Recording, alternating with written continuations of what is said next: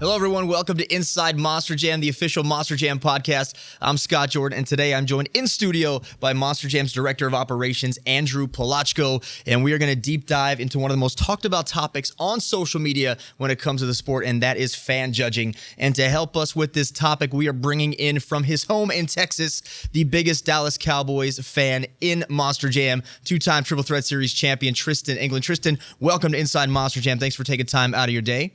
Man, it's so awesome to be able to talk to you guys. I feel like I haven't seen you guys since World Finals, so good to see you guys' faces, and let's talk the talk. And Andrew, thank you for taking time out of your day to be in the studio as well. So I want to start with the origins of fan scoring. I think a big misnomer out there is that the fan judging started with judgeszone.com when actually, you look back into the older days of Monster Jam, we had fans in the audience with scoring cards. So talk a little bit about the process and the evolution from that type of judging where you're just giving fans cards to hold up to what we have now at judgeszone.com. Yeah, that's a great point. So Monster Jam fan scoring has been around in some form for more than a dozen years. There was a period where we'd select 3 judges out of the audience, whether they were randomly selected or people that we knew that had a vested interest in Monster Jam, to score and provide results of freestyle, of our two-wheel skills, of our donut competitions. That evolved from there to a World Finals that we did, 6 or 8 years ago, where we had 6 professional fan judges. And they were people that were known to us as super fans, that followed the sport, that knew it inside and out, that really, really cared about the outcome and really, really cared about the process. And that really opened up the doors for judgeszone.com. Now, as technology's evolved, we've now put scoring in the hands of all of our fans. So if you buy a ticket to Monster Jam, you can impact the outcome every time. All right, Tristan, when I reached out to you about doing this podcast, I asked for your thoughts on fan scoring, and the first thing you said to me was, do you want my honest opinion or my professional opinion? And I told you I valued both of them. So just as a generic statement from you, what are your thoughts on the state of fan scoring right now? Professionally, I think the fan judging is amazing. It gives the fans that come to our live action events to be able to vote for our skill levels or our tricks, our moves, and things like that, whether it's two-wheel skills or freestyle. But one thing that sticks out to me personally is someone that goes out there and does a skill to either not damage the truck as much or put it into a combo move, or just have the skill, not be so aggressive on the brakes or too aggressive on the throttle, just be smooth. And that's where the skill aspect comes from it. But still, you get the fan favorite that comes out, that tears up the truck, that does what the fans actually do like to see, is carnage. But, some of us guys, we just feel that the skill needs to be locked into the not as much as a fan aspect for the scoring. It needs to be more professionally done, but that's my honest opinion. But the professional opinion was great for the fans to be able to have that control, and it is fun week in and week out to try to woo the fans in your direction throughout the event. And that's probably the hardest part, is how electric that us arena guys can get the place going, and Brandon's pretty good at that. So that's what I've been battling for 2 years, was just trying to chase Brandon and him being great on the microphone and being good with the fans. And not only that, then we had intros, truck intros. When you give, in my opinion, when you give a truck its own introduction to the event, fans feel more edged to vote in their corner, per se. And I've noticed it because we just did El Toro and Gravedigger on the pod, and it is 40th anniversary for Gravedigger, of course. But when you put the other truck up there, it's like those 2 trucks are the top dogs of the event. But then you got this yellow dump truck back here that's like, hey, I'm still here, or we got Kraken out there, and we're just guys trying to edge those people out. And I feel like we don't need to necessarily do that. We just do an intro all together, and everybody's on an even playing field. Well, I also think if you stop telling the fans that you're a Dallas Cowboys fan before every show, you might get more fans to vote for you, but that's just my honest opinion as well. You touched on something really great there as far as, getting the fans involved early. Do you feel that now because of fan scoring that's something that now comes with the territory? I know you're great on the microphone, you have a lot of charisma, but do you feel that is a huge part of getting a score is to literally start engaging the fans from the pre-show? I mean, the fans are the people that drive me, no doubt. As soon as I hit the track, if you can hear the fans over the truck, then, I mean, that gets me electric. It gets me wanting to, drive even harder into the corners or never lift. But the point is once you get that microphone and you get that instant, roar of the crowd, it not only does it drive the fans to want to see you either victorious or successful, but it wants you to be even more successful because you want to hear that roar, the continuous events. Okay, Andrew, let's talk about the spectacle. Tristan brought up a great point that when the fans come to an event and they see, a Gravedigger and El Toro Loco get their own intro, go up on the pod, that maybe the spotlight shines a little bit on them right off the bat. Is that something that you agree with in a sense that it might give them a little push to the fans that maybe aren't familiar with the other trucks? I agree in part. We'll agree, Tristan, to half of that. Those intros are earned in a lot of cases. And Gravedigger's celebrating a milestone 40th anniversary. And, buddy, I can't wait to celebrate Earthshaker's 40th years from now, I don't know about you'll that. be up there on the pod, too, But those intros, those taglines are earned over the course of time, over the course of really good performance. I think the challenges are different. So people think maybe that fan scoring favors one truck or one driver or one set of trucks or one set of drivers. I think the challenges are different for different drivers. So when you've got a younger driver in a newer truck like Earthshaker, Tristan, you earn it every day out there. I know you do. And you work hard for that to build your name, build your reputation, and show the fans that you're number one.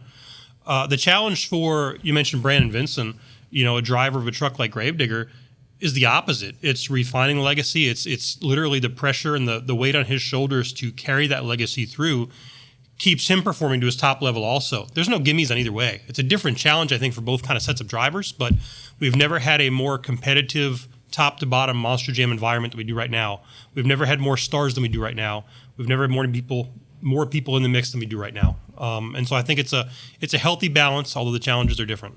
Well, let's talk about the process a little bit. So, I have my eyes and ears tuned into social media, so I see a lot of the comments and the ones that are geared towards the fan scoring. It's amazing to me the number of fans that think that there's one person somewhere in a booth that is just entering in their numbers based on what they think. I've been up there. I know that's not true. You've been up there.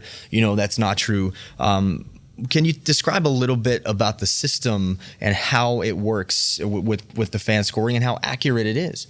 Yeah, it's math, so it's accurate down to the hundredth of thousandths of decimal point of the score. So judgeszone.com is actually a website. It's not an app. Nothing's downloaded on your phone, but you can open up your smartphone, go to judgeszone.com, enter a 3-letter code that corresponds with the city you're in, and you're brought to a screen that has a BKT tire. You slide it down to 1 or up to 10, and you can score the trucks based on what you think. It goes down to the quarter score, 8.25, 8.5, and so on. So higher score, of course, is better performance. Lower score, of course, is lesser of a performance.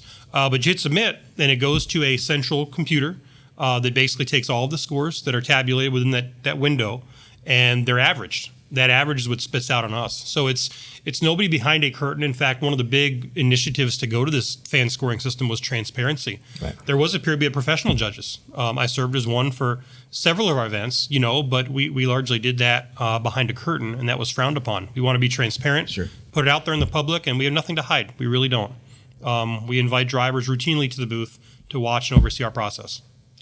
All right, Tristan, so when I had you on the weekly update earlier this year, you were adamant about some of the fan judging, and you having to tour with Brandon, you felt that maybe you had not been given correct score on certain nights. So I want to talk to you first about what you think works with the fan scoring from a driving perspective. I know you mentioned it keeps the fans engaged, but as far as the process goes, what do you think is accurate and what's working right now with fan judging? Well, noticing throughout the A season of doing Monster Jam, throughout the first quarter, it feels like Gravedigger's the top dog, and I hate bringing it up because it's the fan favorite. It is, and like Andrew was saying, it's a milestone for them to hit their 40th anniversary. But when you can see it on consecutive tours, how things are matching up, but then you have people like Tom Mintz, which everybody loves Tom Mintz, and he was killing his tour too. But if you look at everything, the way that it was going, all the Gravediggers or Tom Mintz of the tours, they were on the top, and then everybody else was, not as consistent in the wins, or, you might see somebody hit a random racing win. But here after World Finals, where we're not as eager to necessarily be in a points battle to have the bragging rights to go to World Finals, we just want the bragging rights.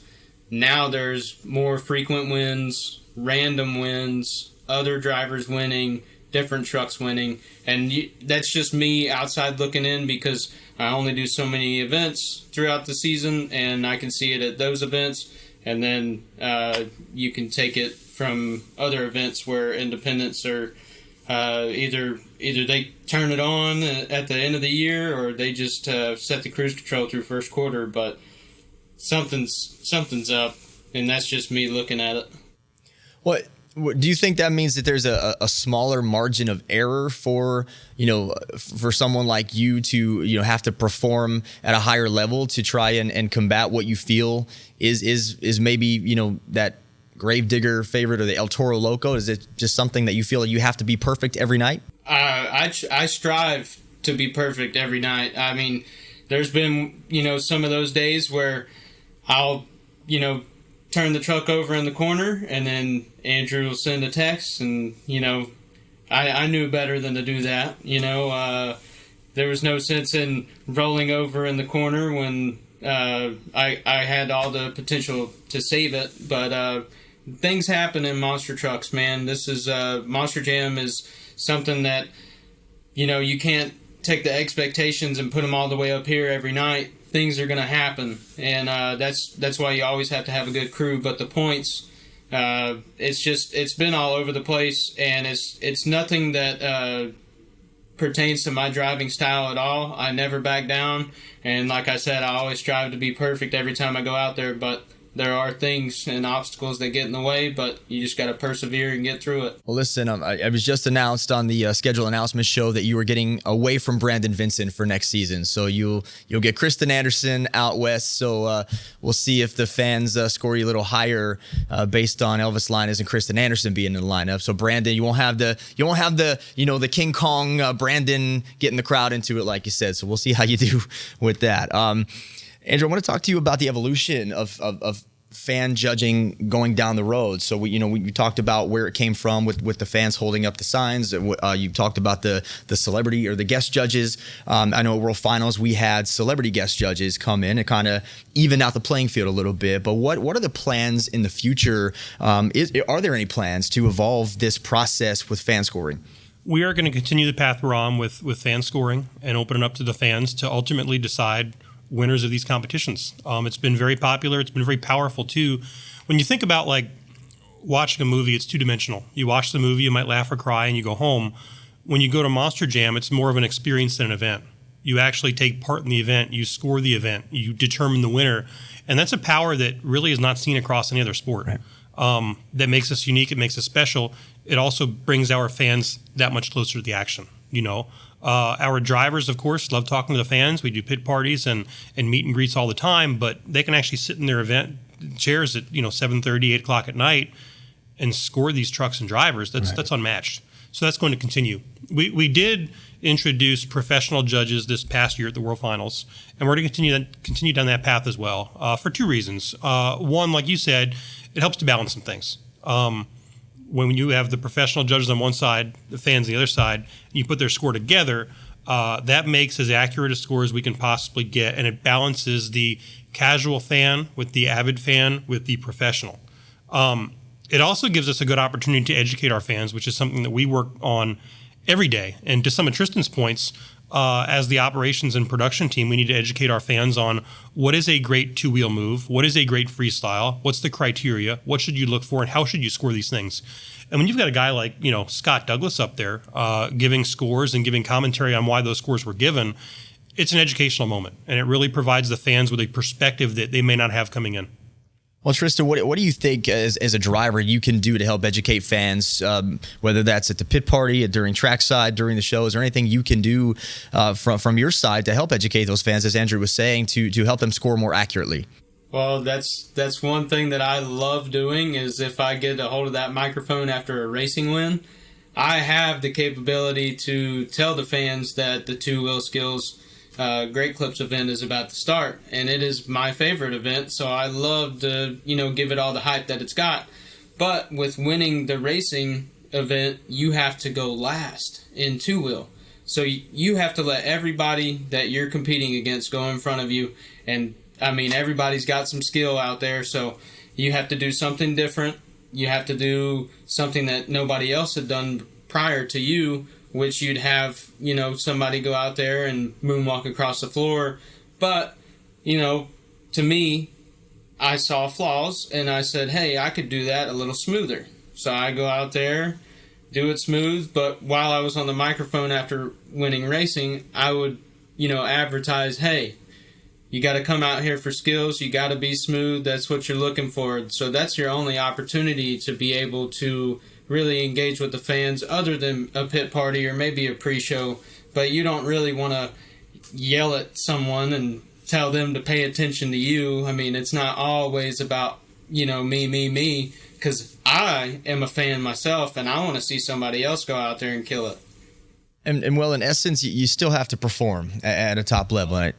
And I know it's easy for me to say this from where I'm at in the booth because I couldn't do any of the things that these drivers do. But in essence, I feel if you want to beat a score, you just have to go out and you have to do your best. You have to try to be better. You have to do something that the fans hadn't seen before. So it still comes down to a game of skill. Yes, the fans are scoring it. But you brought this up before. We are a major sport. Monster Jam is a major motorsport. And, we have national coverage. You can't go into a Walmart, a Walgreens, any type of store without finding something Monster Jam. So the brand is huge. But how do we maintain that identity as being a major part of motorsports and still, have these championships, but still have the fans as part of who determines those championships? How can we maybe find that fine line there that yes, we are a fan engagement opportunity, a live event, but we are a major sport with major championships on national television? So keeping all of our fans engaged is top priority. And these days, people's phones are like a third limb, You live by them. It's the first thing you look at in the morning, the last thing you look at before you go to bed. And to engage somebody in an event through their phone is a pretty powerful thing in the sense that that's where the future is in technology, in digital connection. We bring people together in live settings, but when you can also connect to them through their phones during the event and make that part of the event, that's keeping up the times. That's 2022, 2023 relevant, The second part of that, we've made great strides to become a legitimate motorsport, and I would put our legitimacy and our competitiveness up against any sport league in the world. We're using the same timing camera they use the Olympics for racing. We have a set of rules and regulations for the other competitions that are judged fairly and accurately. And the law of average says that 10 or 12 or 15 or 30,000 people are all scoring, we're going to get some good results, But it also connects people of all different age groups. I watch people score these trucks. In some cases, families do it separate. This is my truck and this is my truck, and I'm going to score this one this way and I'm going to score that one that way. In other cases, they do it all together. It brings people together, But every sport has a youth league, a youth initiative, a reach out, whether it's playing t-ball or shooting hoops at 8 or 10 years old to, work on healthy living and healthy eating and physical recreation and teaching them the game. And we do the same thing. To your point about walking into Walmart, you see Monster Jam. You come to the event, and from a young age, you can participate in that event and actually change the outcome, change the course of somebody like Tristan's career, based on what he does out there, simply because you bought a ticket and wanted to experience Monster Jam. That puts us, I believe, right in the crossroads of any major sporting league. as far as connectivity and the reach from a young fan, an 8-year-old casual fan, to a 35-year-old super fan. We appeal to all of them. I have a few more questions after we get to our fan questions. Tristan, I want to ask you where you feel fan scoring can go in Monster Jam to help elevate the drivers in the sport and to help elevate the competitions. I think just as Andrew said when he touched on the World Finals, when we had the professional judges come in, that kind of gives you a feel of somebody that's either done it before or been around the sport for years, and kind of gives you the reassurance that, hey, yeah, that's a fair score. And then, of course, you got the fan judging score. But regardless of all of it, professional opinion, this is as good as it gets, and the fans can, take that away from our events. And there's no other motorsport like this, and I can't preach that enough every weekend that we go out and do these events, that this is the best that it gets. Like, you do not get this close to any other motorsport. You cannot hang out with the drivers like any other motorsport. And, we can't go anywhere from up but here, but I believe that bringing in professional judges and the fan judges together, that'll help everybody's heads a little bit. All right. Well, Andrew, before I get to the fan questions, I'm going to put you on the spot here, okay? Is there any favoritism to any truck that's used at judgeszone.com? No. The numbers that we get are the numbers the fans see 100% of the time. Okay. And to my earlier point, there has never been a wider range of stars, of superpowers with a Monster Jam. And to say that this is a 1 or a 2-horse race, like it may have been years and years ago, is nothing could be further from the truth. And I've seen it. I've been up there. I've literally done arena shows in the booth next to the tablet where the scores come in. I see how many votes or how many scores are coming in. I see what the average is, and I see where it gets inputted. So that argument right now, fans, is put to bed. There is no favoritism. It is a legit system. It works. It keeps the fans engaged, and we're going to keep doing it. Absolutely. All right, let's get to the fan questions. This is where you got involved. I posted on social media to get your questions in for Andrew and Tristan. This is how I want to get you guys involved in this podcast every week on Instagram, Facebook, and Twitter. I'll throw it out there. I'll tell you who's going to be on the show, what we're talking about, and you can submit your questions and have them asked right here. Just follow me at Scott Jordan MJSX. So this one comes from Benjamin Arcast on Instagram. He says, fan judging is constantly being blamed for drivers and fans being unhappy by winners of various competitions. Tristan, I've never seen you be unhappy from fan judging. I don't know what he's talking about. But let's be honest, competition is getting harder to judge these days with the amount of talent and advancement in the sport. Do you think that past forms of judging would actually prevent fan and driver disappointment in the present right now? Anything that's not, for example, racing. You cross the finish line first. We have a replay. We have a timing camera. Pretty cut and dry who wins, who loses, Anything that's subjective, though, is always going to have some disagreement and some controversy. And to answer that question directly, I would say that 10,000 results would be better than 2 or 3 or 4 or 5. Right. The law of averages helps to take out the tens and the ones and whatever else. And I've found, actually, my experience of working through judgeszone.com, working through our previous iterations of fan scoring, and also our previous iterations of professional scoring, the fans get it right a lot. Yeah. Really, really do. And when I say get it right, that means I agree with them. But ultimately, if they decide this is who wins, this is who loses, they're the ultimate bosses of ours. Who might argue? Right. They're right every time. All right. Tristan, GeoBass17 on Instagram has a question asking how you got so good at balancing the truck and then being able to do things like eating and drinking while driving the truck on its nose. We all saw your video last year that went viral. So talk a little bit about that. How are you able to now focus on doing your tricks, but also eating and drinking while you're doing it, which I know you were very happy about.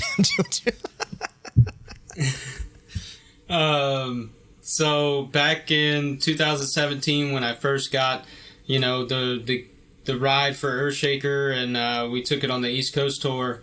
I tried it 2 weekends, and then I started to just get it down each and every time that I went out, because we don't necessarily get to always take the trip to Monster Jam University and always get to train on new moves. So you just had to work it in whenever you could at the event, right there on the spot.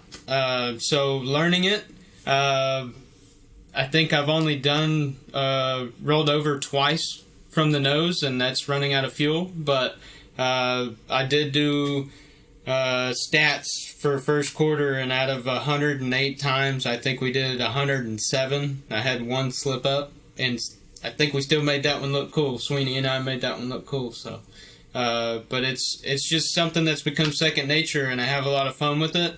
And chip eating, I don't recommend tortilla chips. Doritos have a little more flavor to them. But when we can do some stuff like that again, I think we could do it on we could put Andrew and I could take the truck to America's Got Talent, and we could do some cool stuff. I like to see that one. All right, this one is for Andrew from Phil Vishananza, our own Phil. Where do you see Monster Jam in the next 10 years? Monster Trucks is still a very young sport as far as evolution goes. What's the next big change that will keep what we do fresh and exciting for years to come? Well, Phil, that's a loaded question. That is a loaded question.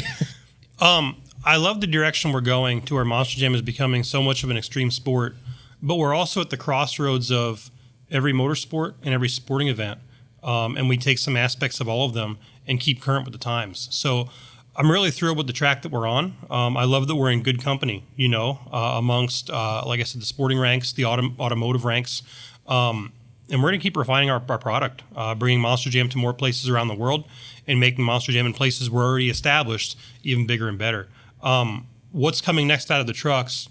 Who knows? It's our job as a production team to keep these drivers' imaginations as wild as can be. And to stay a step ahead of them. And then when they push us back, we'll respond to it. And ultimately, the fans win because we make Monster Jam a better product. And you're always listening to the fans as well, trying to, evolve the sport in a way that keeps everybody happy, because without fans coming to the events and watching the shows and going and buying a truck at the store, we wouldn't have Monster Jam at all. So, it's good that we're able to listen and adapt and develop for our fan base. That's why Monster Jam has been so popular for 30 years, and we've not even come close to our peak or our crest. It's still a growing property because we've kept it current with the times, we've kept it current with what's out there in the world, and we've kept it evolving and advancing. I mean, who would have thought 10 years ago that a backflip would be a move that we'd perform regularly and have these trucks drive away from them? But it's a testament to the hard work of the engineers and technicians behind the scenes making these trucks stronger, and these drivers like Tristan that really push us to again keep their imaginations wild. All right, so Elliot Johnson wants to know, and this was on Facebook, Tristan, do you like Earthshaker or Megalodon better, and who is your most favorite and your least favorite driver that you compete against? Oh man, it's really tough for me to decide whether or not I would like one of the trucks more. But Earthshaker was the truck that I began with. It's kind of something that I've grown with myself and kind of got my big break with. And I wouldn't want to let that ever go, but it's fun to be able to change my personality to go from Megalodon back to Shaker, and kind of both just kind of one fits my background of how I grew up, and the other kind of fits together with my dad and the big kahuna and riding some waves or hanging tins. So it's pretty cool, and I can't say that I like one more than the other, but Earthshaker would probably take the cake on that. And then oh goodness, the other question, what was the other question? He wanted to know who your most favorite and least favorite drivers are to compete against. Oof. My favorite driver to compete against, it's not necessarily just to compete against them, but just because they're there, is probably Bernard Light, because he's the character that picks you up when you're feeling down, or he's the guy that's cutting jokes with you, in the back, and somebody that you don't mind cheering for because he's just an all-around good guy. Least favorite, I don't believe that I have a least favorite. I get along with everybody usually. A bubblegum answer, my friend. I know some people were trash talking. I know some people were trash talking on Instagram last week by the name of Meninga or something, but apparently his comment got taken down. But I mean that's kind of what you get, karma. So.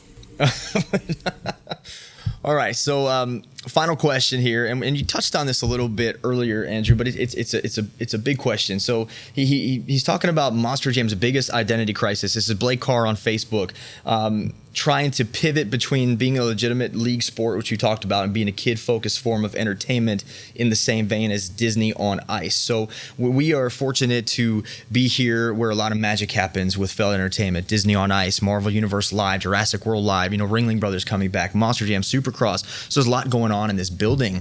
We not necessarily me, because I'm just out there commentating and doing things like this, but from an operations standpoint, is there any type of struggle that you have to be under that bubble with these other live touring shows, but to, you also have to focus on being that competition-oriented sport? And I know you touched on it briefly earlier when I asked you, but are there any daily issues that you have to deal with when it comes to trying to either walk that line or cross over that line to being a sport and being family entertainment?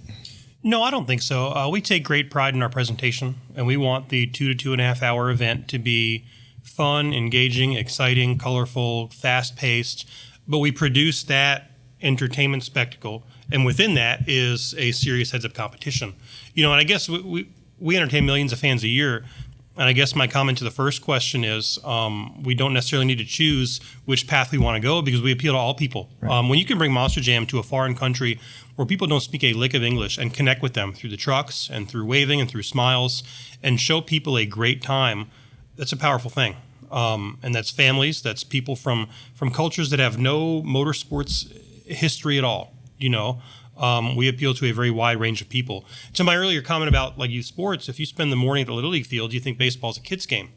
You go to the big leagues and you see it's not. Right. And certainly we have aspects of Monster Jam that appeal to the 6-year-old, but also the 6-year-old in all of us,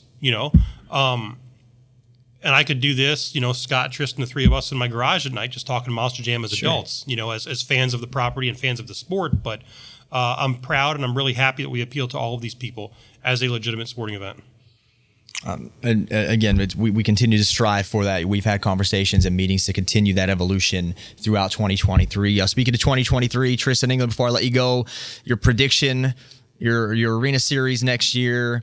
Kristen Anderson, Elvis Linus is on there, Dalton Widener, Bailey Shea, Mark Hall.